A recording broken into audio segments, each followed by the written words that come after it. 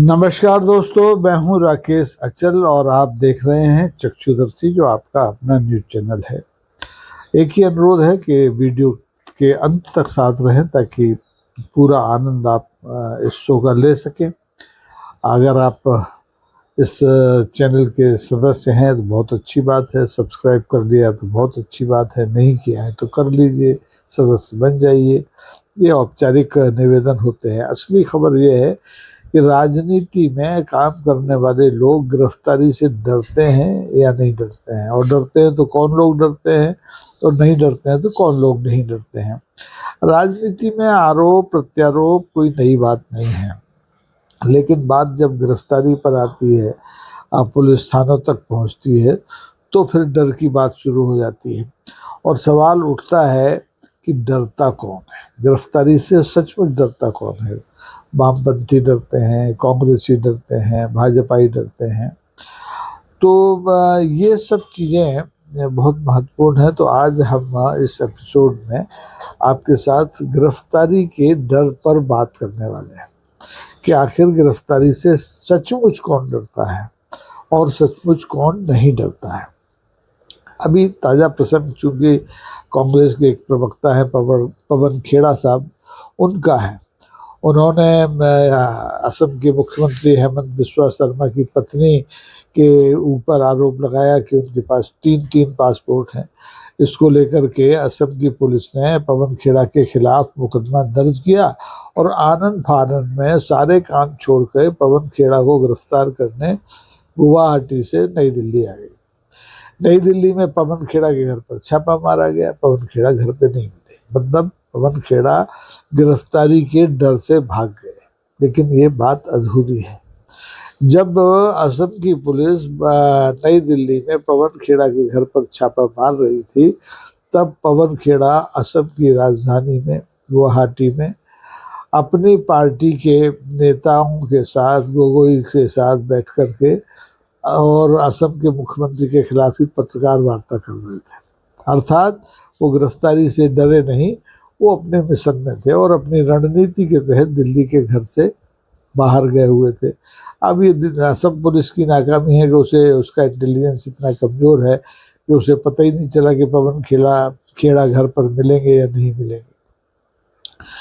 अब इसके बाद क्या होता है कि पवन खेड़ा डरते नहीं है। पवन खेड़ा हाई कोर्ट जाते हैं, असम के हाई कोर्ट जाते हैं और वहाँ अपनी गिरफ्तारी के विरुद्ध स्थगन का अनुरोध करते हैं और उनको 1 हफ्ते का जो स्थगन है मिल भी जाता है।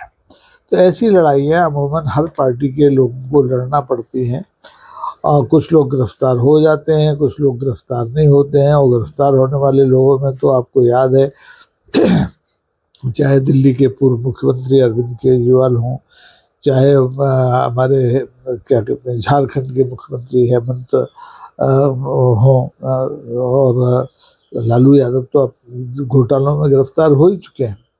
लेकिन सवाल ये है कि ये जो नेताओं का व्यवहार है, ये डरने वाला है या लड़ने वाला है। अब पवन खेड़ा को छोड़ दीजिए, पवन खेड़ा एक कांग्रेस के नेता है, नहीं डरे गिरफ्तारी से, अदालत पहुंच गए। अब मध्य प्रदेश आइए। मध्य प्रदेश में भारतीय जनता पार्टी के एक बहुत बड़े नेता हैं, बहुत बड़े नेता, जिनको दिग्गज कहा जाता है। नाम है कैलाश विजयवर्गीय। आजकल मध्य प्रदेश मंत्रिमंडल में वरिष्ठ मंत्री है, उन्होंने मुख्यमंत्री था लेकिन रह गए मंत्री।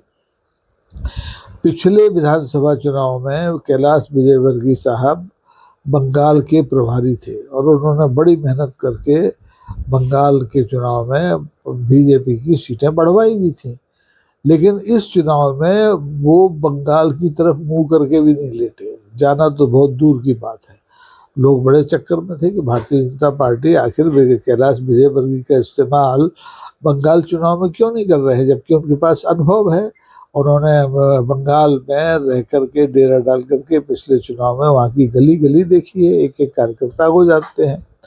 तो बाद में पता चला कि कैलाश विजयवर्गीय साहब ने खुद बताया कि बंगाल में उनके खिलाफ 38 आपराधिक मामले दर्ज किए हैं वहाँ की पुलिस ने। अब वो फर्जी है, असली है, नकली है, ये अलग बात है। कैलाश विजयवर्गीय का तो यही कहना है कि वो सब फर्जी राजनीतिक मामले हैं और उन्हें उनकी पार्टी नहीं कहा कि भैया बंगाल मत जाना वरना पुलिस गिरफ्तार कर लेगी, छोड़ेगी नहीं।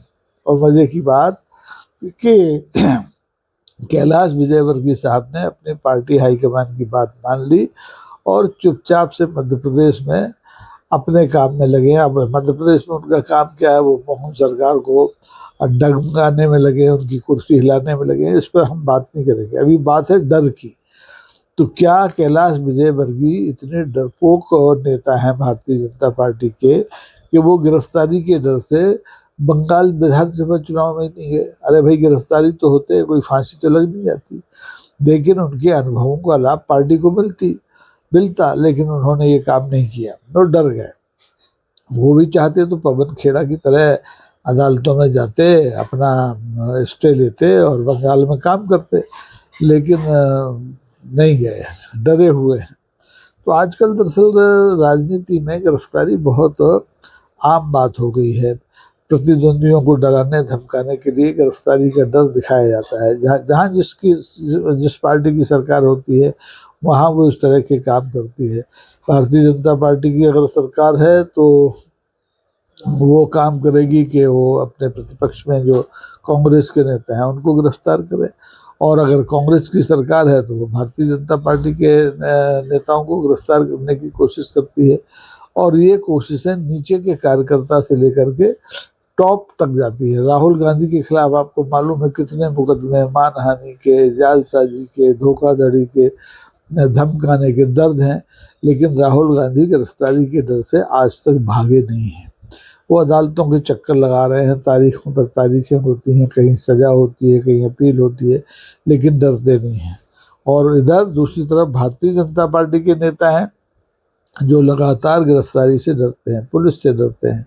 पता नहीं, मेरी समझ में नहीं आता कि इन लोगों ने इमरजेंसी के दिनों में 19 महीने तक जेल की हवा कैसे खाई, कैसे जेल में ये लोग रहे। वरना राजनीति में अगर आप हैं तो गिरफ्तारी तो बहुत आम बात है, मुकदमे दर्ज होते हैं, गिरफ्तारियाँ होती हैं। कई बार ये इन्हीं चक्करों में चुने हुए लोगों की सदस्यता लोकसभा से दी जाती है, विधानसभा से दी जाती है। लेकिन भारतीय जनता पार्टी और कांग्रेस में अंततोगत्वा यही एक अंतर है कि कांग्रेस के नेता पिछले 11 साल से विपक्ष में रहने के बाद भी डरते नहीं हैं, सरकार से टकराते हैं। और भारतीय जनता पार्टी के नेता गिरफ्तारी के डर से कहीं भी समर्पण कर देते हैं, कहीं भी छुप के कंदराओं में बैठ जाते हैं। और डरे हुए नेता ही इस समय इस लोकतंत्र में राजनीति के लिए सबसे बड़ा अभिशाप है। डरे हुए लोग ही दल बदल करते हैं, डरे हुए लोग ही दलालियाँ करते हैं, डरे हुए लोग ही सौदेबाजियाँ करते हैं। तो अब सवाल यही है कि आपको ये तय करना है कि सबसे ज़्यादा डरने वाले नेता किस दल में हैं। एक ज़माना था, मुझे याद है, कि वामपंथी गिरफ्तारी देने में सबसे आगे रहते थे। एक ज़माना ये भी था कि भारतीय जनता पार्टी के नेता जब प्रतिपक्ष में हुआ करते थे तो बढ़ चढ़ के गिरफ्तारियाँ देते थे, लेकिन उनकी गिरफ्तारियाँ घंटे, 2 घंटे, 10 घंटे, 4 दिन की हुआ करती थी। अब जो गिरफ्तारी में होती हैं उनमें मोहलत में ये तय करना बड़ा मुश्किल होता है कि अगर आज गिरफ्तारी हुई तो कल आपकी रिहाई हो ही जाएगी। अब तो सीधा आदमी जेल जाता है, पहले 15 दिन के लिए जाता है, फिर तारीख पे तारीख बढ़ती है। और जैसे कि आपके लद्दाख के जो गांधी थे, हमारे नाम आपको मालूम ही होगा, खुद इस समय मेरे स्मरण से तत्काल जिब्या पे रखा हुआ है, तो नहीं आ रहा है। लद्दाख के गांधी हमारे जो, आपको याद आ रहा हो तो आप बताएं।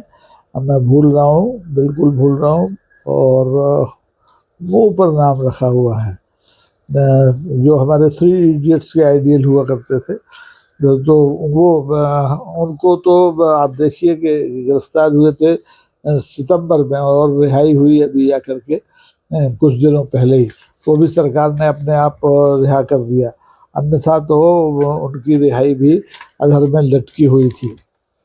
तो इस तरीके से राजनीति में गिरफ्तारियां बहुत आसान चीज़ हो गई हैं, और इससे जो डरते हैं वो डरते हैं, और जो नहीं डरते हैं वो लगातार लड़ते हैं। तो खैर, अब देखना है कि पवन खेड़ा साहब की गिरफ्तारी आगे पीछे होती है या नहीं होती है, या फिर हमारे जो कैलाश विजयवर्गीय हैं ये बंगाल तब तक नहीं जाएंगे जब तक कि बंगाल में भारतीय जनता पार्टी की सरकार न बन जाए, क्योंकि ममता बनर्जी की सरकार अगर फिर से बन के आती है तो मुझे लगता है कि फिर बंगाल कैलाश विजयवर्गीय के लिए एक सपना हो जाएगा, क्योंकि कैलाश विजयवर्गीय के खिलाफ 1 2 3 नहीं 38 आपराधिक मामले हैं। अगर इनमें एक के बाद एक गिरफ्तारियां हुई तो बरसों रिहाई में या जमानत में लग सकते हैं। तो ये जो डर है गिरफ्तारी का धीरे धीरे अब सत्ता पक्ष के लोगों में बढ़ रहा है, विपक्ष के लोगों में घट रहा है। तो आप बताइए कि गिरफ्तारियों के बारे में, राजनीति में सक्रिय कार्यकर्ताओं के डर के बारे में आप क्या सोचते हैं? आपकी प्रतिक्रियाओं का इंतजार रहेगा। आज के लिए बस इतना ही। बहुत बहुत धन्यवाद।